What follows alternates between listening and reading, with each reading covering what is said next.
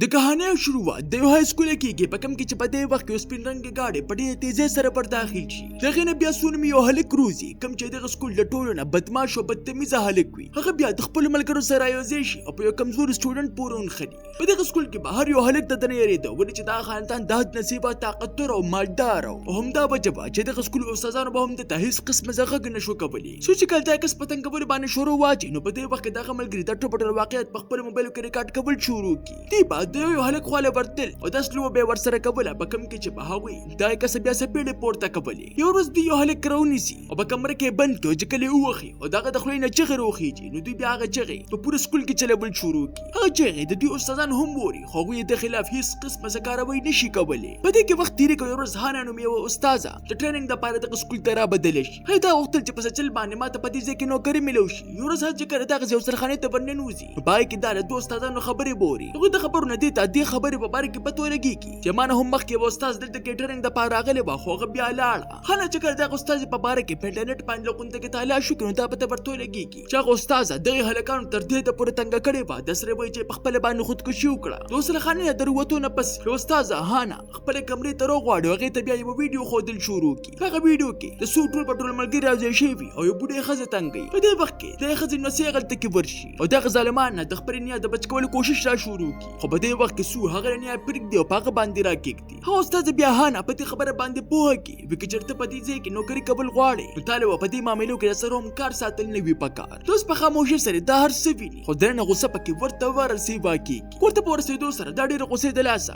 خپل د بوکسینګ والا بیګ روباسي او په هغې باندې راکېږدي. په دې وخت کې دې ملګري ګوان هم هغلته کې راشي کوم چې به په پولیس کې کار کوو. دغه دواړه بیا په هغه ځای کې د بوکسینګ پریکټس را شروع کړي چې په دې وخت کې موږ ته دا هم پته ولګېږي چې هانا په یو وخت کې په پروفیشنل طریقې سره بوکسینګ کوو. خلکو ته به داسې لګېدل چې دا په یو ورځ د خپل ملک دپاره د سرو زرو میډل ګټي. خو د هغې د ارمان چرې هم پوره نه شو ولې چې د هغې پلار تر دې حده پورې په قرضونو کې ډوب شوی و. د سړی وایي چې اوس په هغه ټوپه ټوله قرضونه هانا په خپله باندې خلاصول او همدغه مجبوره ده چې هغې خپل ارمانونه پرې ښودلي او اوس یې استازي را شروع کړې وه. په سبا باندې هانا چې کله خپل کلاس ته راشي نو ګوري چې څو ګروپ راټول شوي دي او یو هلک یې راګیر کړی دی. دا هلک نوم چونو وي چې دا ځل هغوی ورله مخ ته پلاستیک والا ګوتې ور واچي او څوک بیا په ډېرې بې دردۍ سره راکېږدي. دوی په هغه ځای کې ټوپه ټول CCTV کیمرې هم رابندې کړې وې دې دپاره چې موږ خلاف په دې ځای کې هېڅ قسمه څه ثبوت پاتې نه شي. د دې پرېږدو سره هانا د مغز دغه د مدد دپاره ورمخکې شي خو په لاره کې لي نومي یو هلک یې ودرې په دې خبره باندې وایي د پلار خو دې ځای SP دی او مور یې یو مشهوره وکیله ده. د دوی د خاندان په دې سکول کې عیسه هم شته دی. د دې د وجې په دې ځای کې څوک هم داسې نشته چې دوی خلاف هېڅ قسمه څه کاروی وکړي. بل خوا څوک چونه دا دمکې ورکوي وایي که چېرته دې ځای له غونډه کوم د ړقېدو کوشش وکړو او دې نه په ستا به زه مړ کومه. هسې کله بیا دغه د بخښلو وایي نو په دې وخت کې هانا د هغوی مخې ته راشي او بیا د قسطه په هغه ځای کې ځان راوغورځوي د دې دپاره چې هغه ته داسې ولګېږي چې دا هر څه په خطا کې وشو. د دې نه پس دا بیا هغه هلک خپلې کمرې ته راغواړي او دا تپوس ترې نه وکړي چې تا چېرې د څو خلاف پرنسپل ته کړی ده او که نه دی چې په دې سره هغه ورته په ژړا شي. ما دغه ټوپه ټول ثبوتونه پولیس ته هم ښودلي دي خو پولیس په ما باندې سره هم یقین نه کوي. الټه دا خبره یې راته وکړه وایي ته چېرته بل سکول ته لاړ شه. چونو بیا په خپله باندې د هانا نه مرسته غوښتل شروع کړي. زما ستا نه علاوه څوک هم نشته زما صرف په ټول دنیا کې یوه نیا ده. او هانا هم په دې وخت کې بېوسه وه. کله چې کله بیا له شپې په وخت کې خپل کور ته واپس راشي نو دې ته خپل زاړه یادونه را شروع شي. دې ته هغه ورځ رایاد شي په کوم ورځ کې چې په دې بوکسینګ کوو. یو ورځ دې چې کله فاینل وبیله نو په دې سره د دې پلار دې تر دې حده پورې په قار و چې دا خبره ورته پکې هم وکړه وایي نن نه پس ته ماته پلار ونه وې. په سبا باندې هانا په خپله باندې څو سره د ملاوېدو دپاره د سکول په چت باندې وخیچي. په ځکه دا هغوی په دې خبره باندې پوه کړي وي له غونډې کې په تمیز سره اوسېږي. هغوی یې په ډېرې بدتمیزۍ سره دغه ځای نه ولیږي. له غونډې وخت پس بیا ټوپه ټولو استادانو ته دا پیغام راشي بس تاسو په دې سکول کې خو سټوډنټانو سره د حد نصیبه بد سلوک کېږي. دا شکایت سره پسې د پرنسپل د اړخه راغلی او دې سره د څو مور هم هغلته کې راورسېږي. هغه د دغه ټول سکول مخې ته چغې را شروع کړي په کوم استاد کې دومره همت راغلی دی چې زما نیازبین زوی یې خفه کړه. په دې وخت کې هانا د پټېدو په ځای باندې راوړاندې شي او بیا د څو مور په ډېرې بېرحمۍ سره د هغې نه څپېړه هم پورته کړي. هانا دا هر څه په خاموشۍ سره برداشت کوي. د دې نه پس بیا څو په خپله باندې د پرنسپل دفتر ته ورشي او هغه ته دمکې ورکړي وایي که چېرته زما د مور په خولې باندې هانا د نوکرۍ نه لرې کړه نو په دې سره به زه بیا تا سره ګورم.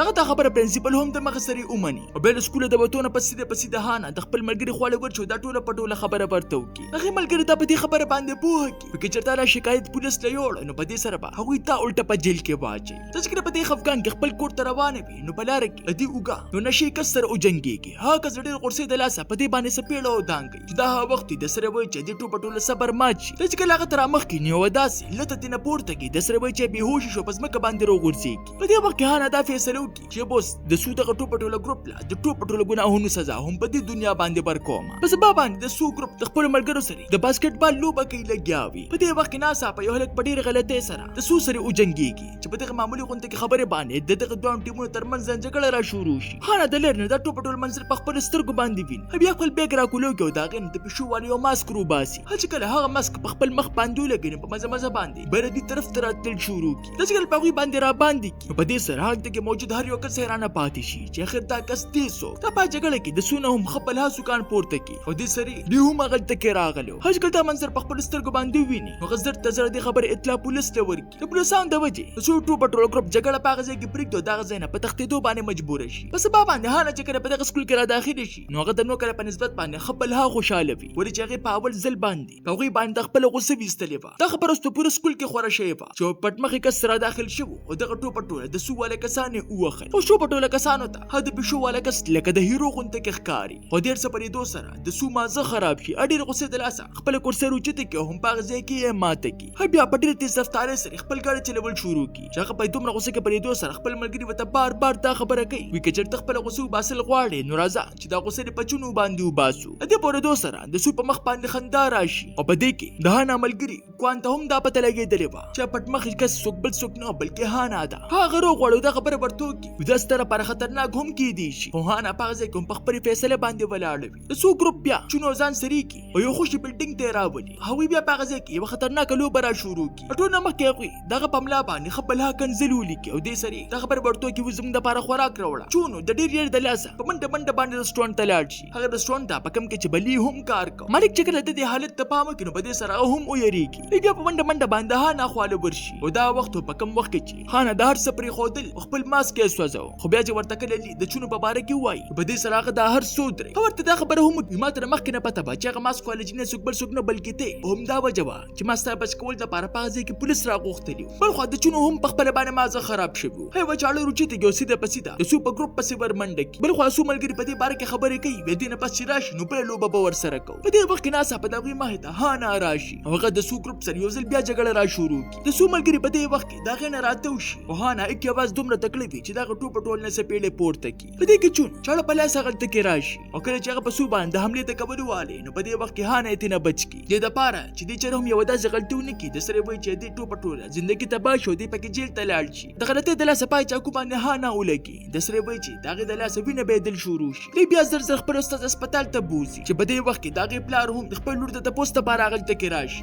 تر دې دپورې په دې وخت کې غوسه وي چې د خپل لور ماسک روچت کړي او په خپله باندې هغه واچوي. بیا د سو په ګروپ پسې په ګرځېدو شي کوم چې په دې وخت کې سخت خوشحال وو. هغوی ته داسې لګېدل چې موږ اخر د هغې نه خپله بدله واغسته. د دې نه پس بیا د هانا پلار چې هغلته کې ورشي نو هغوی له چیلنج ورکړي. په دې وخت کې دغه دواړو ترمنځ نه ښه زبردسته جګړه وشي خو بیا چې په کله دغه ملګري رايوځای شي نو پلار له وله ښه مضبوط وخل ورکړي او بیا هم د هانا پلار د شاته کېدو واره نه وي. په هسپتال کې چې کله هانا په هوښ کې راشي نو ټول نه مخکې د خپل شاګرد د چونو په باره کې د کسانو نه تپوسونه را شروع کړي. ته چې کله بار ته راشي نو ګوري چې ما پلار په زخمي حالت کې پروت دی. پلار کې چې کله دا پلار د خپل ځان سره روان کړی وي نو هغه دې نه معافي هم وغواړي. په وخت کې هانا بیا خپل پلار ته دا خبر وکړي دماغه لوبه دې د وجې بایللې وه چې ما له یو کس ښه بلها پیسې راکړې وي. هغه پیسې ترې ما دې لپاره اخیستلې وي چې زه به ستا ټوپه ټوله قرض ختم کړمه. په دې سره خپله لور معاف کړي او دې سره بیا هانا په خپله باندې هم خپلې اوښکې پاکې کړي. په سبا باندې سو چې کله سکول ته راشي نو ټول نه مخکې په هغه کس پسې په ګرځېدو شي چا چې به هغه ماسک لګاو. حتی را پته لګېدلې وه چې هغه کس په لاس خامخا خوږ وي. دې د وجې په خپل کلاس کې د هر یو سټوډنټ لاس چیک کړي او چا لاس ورته هم زخمي میلو نه شي. په دې وخت کې د هغه نظر په هانا باندې پروت وي کوم چې په دې وخت کې خپل زخم پټو لګیا وه. بهتر سو پوه شي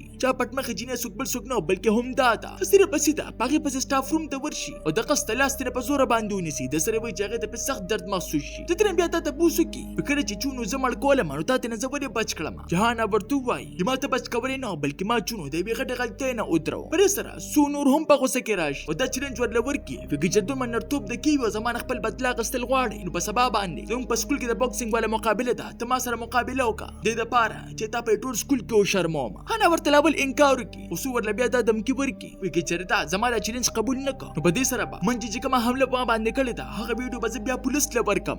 اوس هانا مجبوراً دا چلنج قبول کړي. دا چې کله بیا سکول ته راوخېږي نو په هغه ځای کې دا ګوري چې چونو خو په دې ځای کې د خودکشۍ کولې واله دی. دغه په دې خبر باندې پوه کړي فکر چېرته مړ شوې نو ستا دنیا به بیا څه کېږي. هغې سره خو هر وخت ستا فکر وي که چېرې ته مړ شوې نو په دې سره به هم ستا دغه مړه شي. په دې سره چونو په مزه مزه باندې په خبره باندې پوه شي او په خپله باندې ښکته راشي. هانا بیا ځان ته رانږدې کړي او په اول ځل باندې چونو ته داسې ولګېږي چې په دې دنیا کې زما زما د نیا نه علاوه هم زما سره څوک ولاړ دي. په غونډه وخت کې په دغه ټول سکول کې د هانا او د سود میش په باره کې خبر خور شي. چونو په ټول سکول کې هدا بشو ولا ماسکونه خورول شروع کړي د پاره چې دی مونږ بیا پاغه میچ کې سپورټ کړلی شي. د میچ پر ورځ باندې سود خپل دماغونه په کار پاغستو سره په خپل پوره طاقت سره د هانا په زخمونو باندې لته برابر شروع کړي. د پاره چې هغه به درد مخصوص شو د لوبه او بیلی. په دې وخت کې د هانا وخت هم کولوشي چې په دې سره په پوره سکول کې پاور ځل باندې خبره هور شي. چا پټ مخې کس هلک نه بلکې بجینه تا شو چې کله د مقابله د ګټلو واري نو په دې وخت کې هانا خپل استعداد را خودل شروع کړي او په سو باندې دلته باران ورول شروع کړي. بیا د ټول سکول دروان دي خپل ماسک هم لري چې بلې سر دغه ټوپ ټول سکول هلکان حیران پاتې شي. ورچی ها هیرو سوک بل سوک نه بلکې هم د دې استاد وا. هنه بیا په اخر کې دغه نو دای سوک پورته کې د سره وای چې هغه درنګ خته وګرځي او د سره د میچ هم وګټي. بیا په زور باندې سورچونو خپل خواله راوړي او ما فیتنه په وغواړي او دنه پس بیا د سره پسې د پولیس خواله ورشي او د سو خلاف یو راپورټ هم ولیکي. د سو یو ملګری د کوم نوم چې منجي بیا په خپل باندې هم د خپل ګروپ تنګ راغړي وا. د وجه غسر چې څومره ویډیوګانې موجوده وي هله سو خلاف ټوله پولیس ته حواله کی. تاسو ته دا نن کہانی څنګه ولګیدا ما خپل قیمتي رائے په کمنټ کې ضرور راکې. ملاوی ګوبا په یو نه ویډیو سره مال راکې اجازت. بای بای.